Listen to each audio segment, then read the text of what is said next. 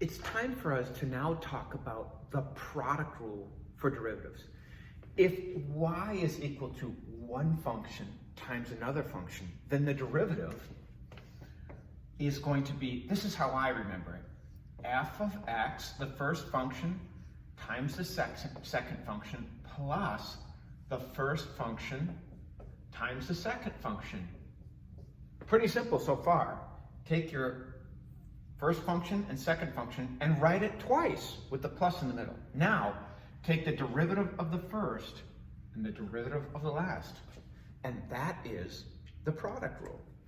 If I give you that y is equal to x squared times x cubed plus 2x, what we learned before was distribute, and then use the power rule. So we'd have x to the 2 plus 3 is 5 plus 2x to the third.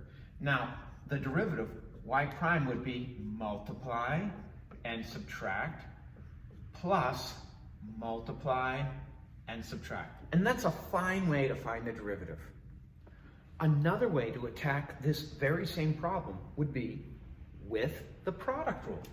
If I label this first function that's multiplying this other function as f of x, and this second function here, if I call this g of x, then the derivative will be f dash of x, g of x, plus f of x, g dash of x. So I could find the derivative with the derivative of the first, 2x times x cubed plus 2x, plus the first, x squared, times the derivative of the second, which of course is 3x squared plus 2. Next step, here I would distribute and distribute and distribute and distribute. So the derivative here would be 2x to the fourth plus 4x squared plus 3x to the fourth plus 2x squared. If I combine like terms, 2x to the fourth plus 3x to the fourth is 5x to the fourth. 4x squared plus 2x squared is plus 6x squared, which is the same answer as I got before, and I found it a different way. This just gives us a different option. Of course, we would probably distribute and use the power rule here, but I'm just showing you, you can do this. Very useful is this product rule when we can't distribute and turn our original equation into a nice polynomial that is very open to the suggestion of the power rule. If I'm asked to find the derivative of this, I'll label this first one as f of x and this second one as g of x. And I know d dx is going to be f of x, g of x, plus f of x, g of x. Find the derivative of the first and the derivative of the last. So the derivative of the first is 2x times 4x cubed minus x plus 1 plus x squared is f of x, and the derivative of this is 12x squared minus 1. Of course, now I'm going to distribute and distribute and distribute to get 8x to the fourth minus 2x squared plus 2x. When I distribute and distribute here, I get plus 12x to the fourth minus x squared. I see I have some common like terms. This will be 20x to the fourth negative 2x squared minus x squared is minus 3x squared plus 2x. And there is our derivative, and that's a nice example of using the power rule. If you're asked to find the derivative of this, recognize that we can label this as f of x and this as g of x. And if they're multiplying each other, then we can use the power rule. I know that the derivative y prime will be f dash of x times g of x plus f of x times g dash of x. Notice, the more I write this formula, the easier it will be for me to have it flow out of my writing utensil on the day of the test. So perhaps I would write this as x to the negative 1 times 5x squared minus 9x. If I write it in this form, it's going to be easier for me to take the derivative of it. So my derivative is the derivative of the first, which is negative x to the negative 2, times g of x, which is 5x squared minus 9x, plus my original f of x, x to the negative 1, which is simply 1 over x, times the derivative of this, which is 10x minus 9. I'm hopeful that I can just look at this, and you can too, and be able to ascertain, oh yeah, I'm just doing the power rule twice there. So my derivative will be distribute.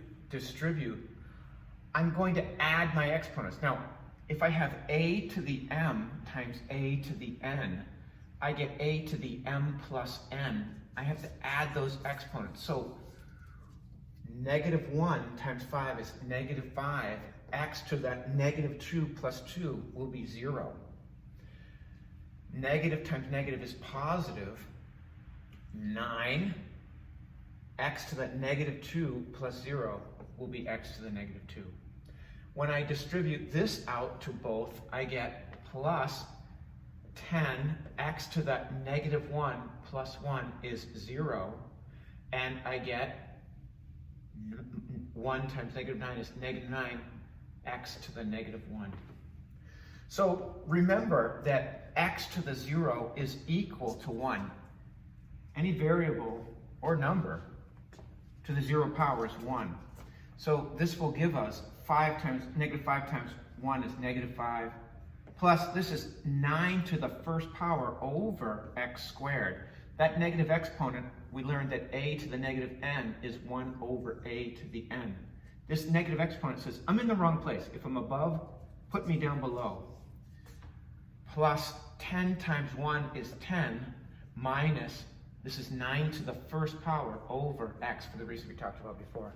So plus 9 over x squared and minus 9 over x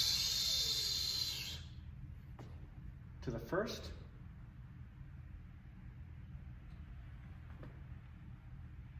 I'm sorry. X to the negative 2 plus 1 is x to the negative 1.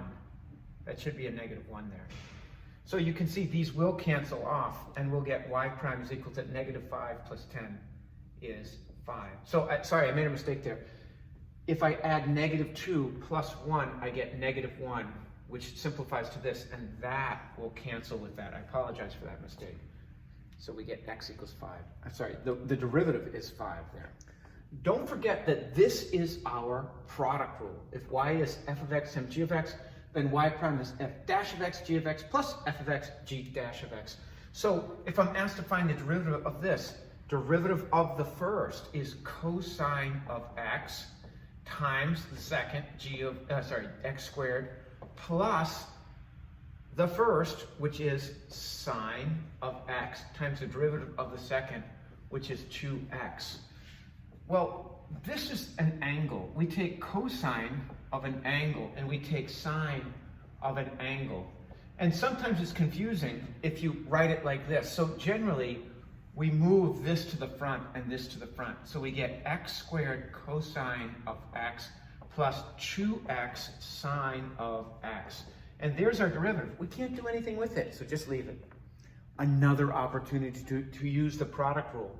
Recognize here is f of x and this is g of x. So the derivative will equal the derivative of the first, everyone's favorite function, e to the x, times the second, 4x cubed minus 9x plus 1, plus the first, which is e to the x, times the derivative of the second, multiply and subtract 3 times. So we get 12x to the squared minus 9. So I'll distribute. Do I really need to do this? Perhaps. I'll show you what we're doing. This is e to the x 4x cubed minus e to the x 9x plus e to the x plus e to the x 12x squared minus e to the x times 9. So once I get this, I recognize that I could have really just factored out e to the x from all of these. So probably a better way to write it would be e to the x times what's left over, 4x cubed minus 9x plus 1 plus 12x squared minus 9. I could have done that in the step before, but I just wanted to make it clear what I was doing was factoring out that e to the x. And done, sir, done.